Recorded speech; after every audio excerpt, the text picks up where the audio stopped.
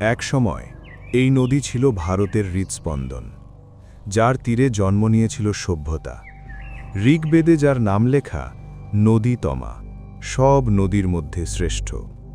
সরস্বতী। হরপ্পা সভ্যতা, বসতি, বাণিজ্য, জীবন সবই গড়ে উঠেছিল তার ধারায়। কিন্তু সময় বদলালো, নদীর পথ বদলালো, জল ধীরে ধীরে হারিয়ে গেল। আজ বিজ্ঞান বলছে সরস্বতী হারিয়ে যায়নি, সে লুকিয়ে আছে মরুভূমির নিচে। উপগ্রহ চিত্রে ধরা পড়ে একটি প্রাচীন নদীপথ, যা থর মরুভূমির নিচ দিয়ে বয়ে গেছে। টেকটনিক নড়াচড়া, জলবায়ু পরিবর্তন আর সময় সব মিলিয়ে বদলে যায় নদীর ভাগ্য।